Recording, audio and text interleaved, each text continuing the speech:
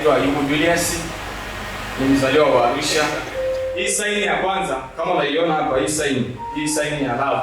Bwana asifiwe. Hii saini ya kwanza inamaanisha upendo wa Mungu. Nikisema upendo wa Mungu, sisi kuwepo kanisani leo ni kwa sababu ya nini? Bwana asifiwe. Wewe ukuzaliwa na kuishi mpaka sasa hivi ni kwa mpango wa Mungu na upendo wa Mungu. Hata ule mpango ambao Mungu aliumba vitu vyote, siku ya sita akamuumba mwanadamu kwa sababu alimpenda. Bwana asifiwe. Kwa hiyo kuwepo kwetu duniani tunaishi ni kwa sababu ya nini? Kanisa, ni kwa sababu ya nini? Ni kwa sababu ya upendo wa Mungu. Bwana asifiwe. Lakini kwa sababu ya dhambi iliyofanyika pale bustanini, kwa sababu Mungu alitoa agizo kwa Adamu na Hawa kwamba miti ya matunda iliyoko bustanini mwaweza kula kabisa, lakini mti huu wa ujuzi wa mema na mabaya msile, kwa sababu mtakapokula mtakufa hakika. Bwana asifiwe. Lakini kulingana na jinsi ambavyo shetani hakutaka kukaa kuzimu mwenyewe, hakutaka kukaa mpweke, akaamua kuleta uongo na kuingiza ndani ya Hawa, akamlaghai kwamba umefichwa, kwa sababu utakapokula hilo tunda utafanana nani? Jambo ambalo sio sawa kabisa. Kwa hiyo Adam na Hawa baada ya kuona shetani alipomwambia kwamba utafanana na Mungu, akaacha kufanya kilicho sahihi, akaona kwamba kufanana na Mungu ni bora sana kuliko kufanya kitu sahihi. Bwana asifiwe sana. Kwa hiyo dhambi iliyofanyika bustanini ndio imetutenga sisi na Mungu. Na hii alama hapa tunaweza kupata katika kitabu cha Warumi 3:23 ambayo inasema wote wametenda dhambi au wamefanya dhambi wakapungukiwa na utukufu wa Mungu. Bwana asifiwe.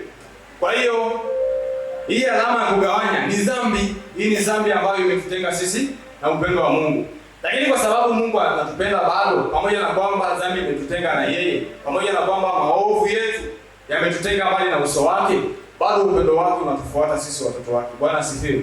Ndio maana ukisoma katika kitabu cha Yohana 3:16 inasema, kwa maana jinsi hii Mungu aliupenda ulimwengu hata akamtoa mwanae wa pekee, ili kila muamini asipotee bali awe na nini? Na uzima wa milele. Kwa hiyo hii ishara hapa ya msalaba ni ishara ya upendo wa Mungu kumtoa mwanae wa pekee afe msalabani kwa ajili ya dhambi, kwa ajili ya dhambi yangu na wewe. Bwana asifiwe. Kwa hiyo upendo wa Mungu bado unatufuata hata kama dhambi imetutenga na yeye, bado upendo wa Mungu unazidi kutufuata sisi. Bwana asifiwe. Na kupitia msalaba tumeahidiwa vitu vingi. Tumeahidiwa makao, si ndio? Pale Yesu ambapo alisema nitakwenda kuandalia makao kwa Baba. Bwana asifiwe.